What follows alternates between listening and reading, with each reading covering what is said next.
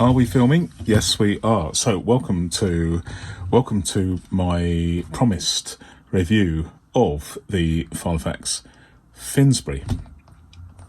I'm not exactly sure what year this was manufactured, but the code, for those of you that want to speculate, let's have a quick look here. So it's VFQ as far as I can tell, but certainly the first letter is a V. But hold that thought, because there is a bit of a mystery there. I mean, it is a budget model. This is personal size, 23mm rings. The rings are riveted on, and this was. Do you know? I'm not even going to speculate, because there is a bit of a mystery with the code for the year letter. I'm not quite sure. As I understand it, this is a Mark I version, which was made between 2003 and 4, as I understand it, and yet the code says V, which suggests, given the way these things are worked out, as possibly 2013. So I'm not really sure about that. I mean, I'm open to suggestions, and I know that it's been a battle of wits, hasn't it? The Filofax brands don't want you to know what the codes mean. In the past, it has been accepted that they started in around about 1993 with the letter A, but who knows? But this has a series of credit card slots, 6 credit card slots. There it says personal Finsbury, real leather,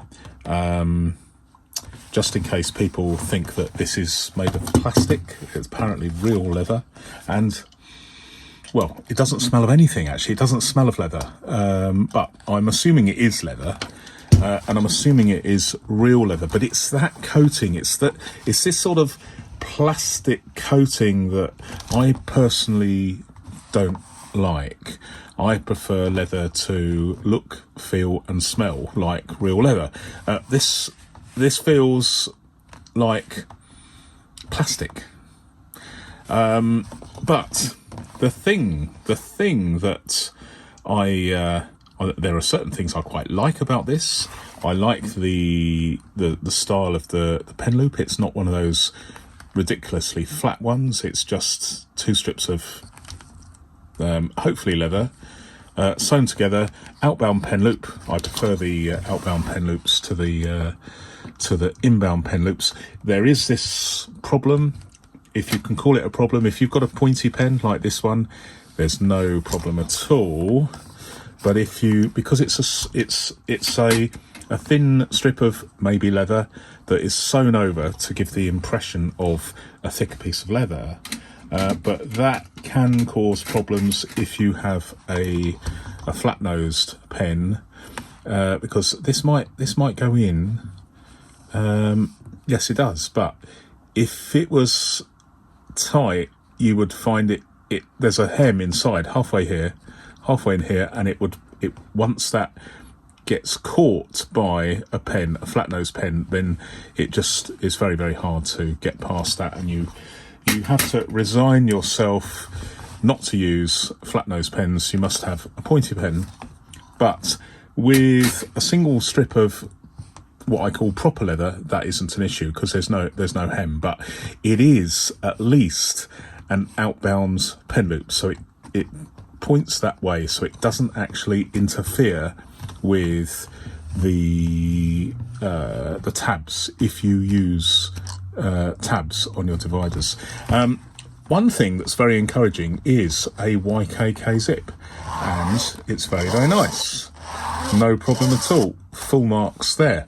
And a reason why I look at the zips more closely these days is because, as you know, I'm the proud owner of a brand new, or at least it was this time last year when I bought it, a brand new Malden where the zip is not very good quality, shall we say. But in this case, YKK zip, very, very nice. This feels like it should be a pocket, a full-length pocket, but it isn't. It's just the other side of this full-length zipped pocket. It's lined. It's okay, but there's no gusset, so you're limited to what you can put in there. But you do have a full-length pocket on the other side, and I must admit, I've always liked this logo, the Filofax logo on the lining. Very, very nice. Let's just check the rings. They're kind of okay. You can't really do a sound check with these microphones because they're pretty cheap microphones. But let me just judge it. Okay. So my verdict with the rings is that if you use this Filofax in a cafe or a train or a library, it would be so loud, it would be enough to get every single person within 100 yards looking up, wondering what on earth is going on, and maybe frowning in your direction because you're disturbing the peace. They are loud with a capital L. But apart from that, I mean, it is okay. It's okay. And if you're after a budget binder, these can be bought. Although some people get carried away with prices on eBay, this can be bought very, very cheaply. However, there is a fundamental flaw with this particular model, and you know what I'm going to say. It's this. The fact that there is no flatability whatsoever, because of its design, it makes it virtually, well, I can't see anyone wanting to use this as a personal organiser, maybe for storage, but not as a personal organiser. It's just like a clamshell.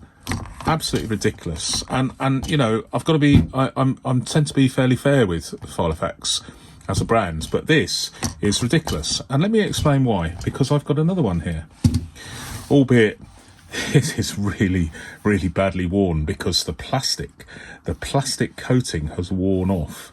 And you can see that what happens with this type of leather where you've got a very, very thin veneer. Let's see if I can you see that? I mean, would you want to have a Filofax like that, where it's been well used? And this is what happens when you've got a thin veneer of leather, rather than a proper piece of leather. You've got a thin veneer of leather stuck to goodness knows what inside there, and it just looks nasty, doesn't it? That really does look nasty. But this is what happens with this type of leather if you use your Filofax in anger. This one hasn't been used in anger. Probably, I'm just imagining, because they've given up using it because it doesn't have any flatability. But this is what I want to show you. Look at the difference. Again, this is a Finsbury. It's actually a compact Finsbury. And interestingly, if I can just zoom in, can you see that? It says VAX. So the first letter is V, which is, as I understand it, the year code. So maybe these were... I'm confused about this because this appears to be a Mark 1 version, and this is a Mark 2 version. Again, you've got the YKK zip. The pen loop is on this side here, and it's one of these elastic ones which, as you use it, it becomes really, really saggy and horrible, which is one of the reasons why I do not think that elasticated zips are a good idea. And you see some more upmarket models with this elastic underneath, like a thin flap of leather.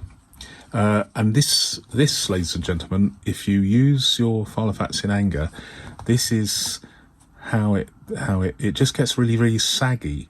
And it's not a good look. It's not a good look.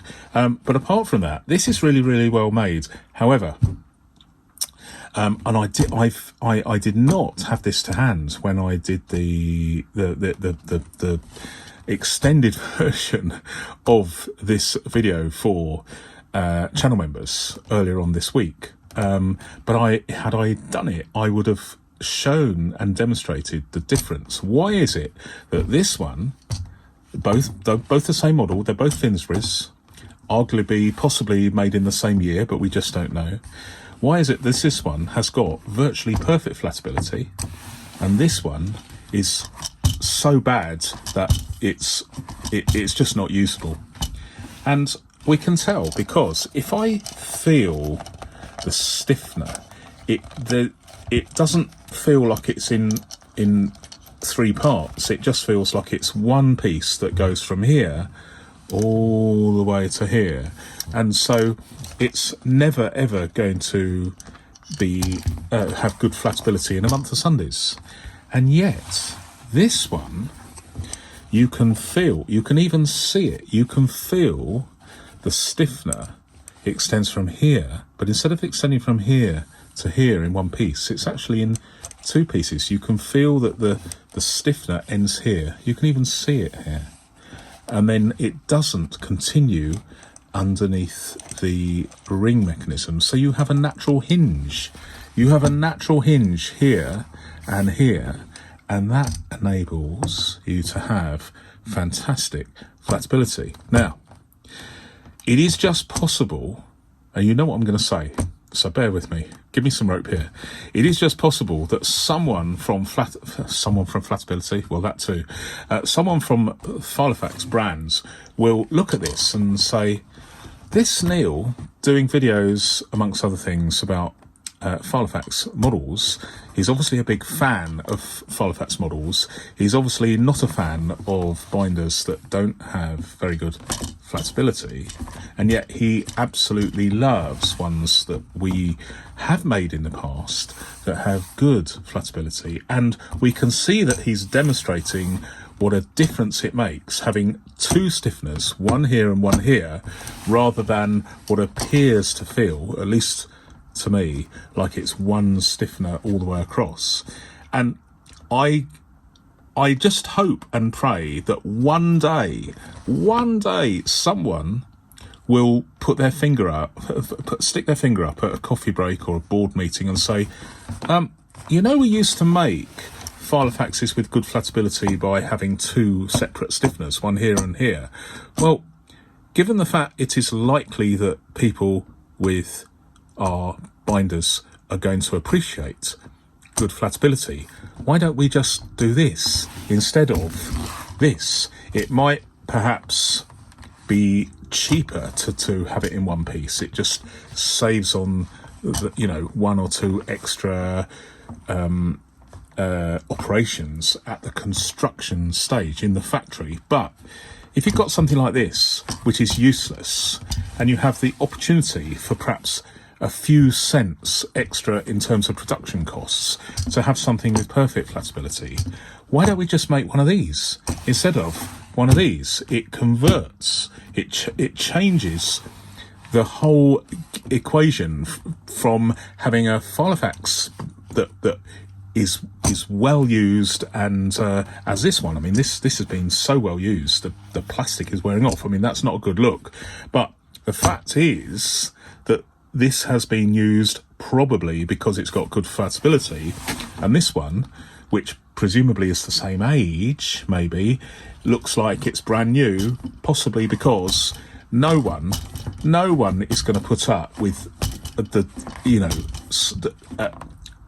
I mean, I'm speechless. I'm absolutely speechless. I know I'm having a good old rant about this, but I cannot get my head round. I've never been able to get my head round that a manufacturer can decide to go from good flatability like this to no flatability at all, presumably to save a few pence or cents in the production process, and then presumably they didn't do it for a laugh. They did it because they don't realise, they don't necessarily understand the need for good flatability, or if they do, they've decided that it's not something that people are gonna, it's not something that is going to affect their sales. Well, I would say it's probably affecting their sales massively, because flatability, or the lack of it, is becoming possibly more of an issue, because people like me and others are talking about it, and potential buyers are reflecting on that fact. But I'm going to stop there, because it is a bit of a rant. But at the end of the day, I haven't come across these. I bought this because they appear to be quite rare. This is a Filofax Finsbury compact version. But even though it is a basic model with this kind of plastic leather that I'm not a fan of, this is perfectly usable. It's perfectly usable. It's got good zip. It's got good rings. They're actually a little bit quieter than the noisy ones here. But I would say that, you know, I'm not a fan of this colour, and I'm not a fan of, you know, this kind of plastic feeling on the leather.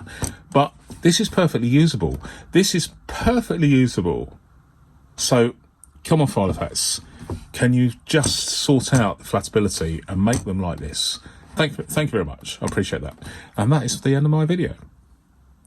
Until next time, goodbye.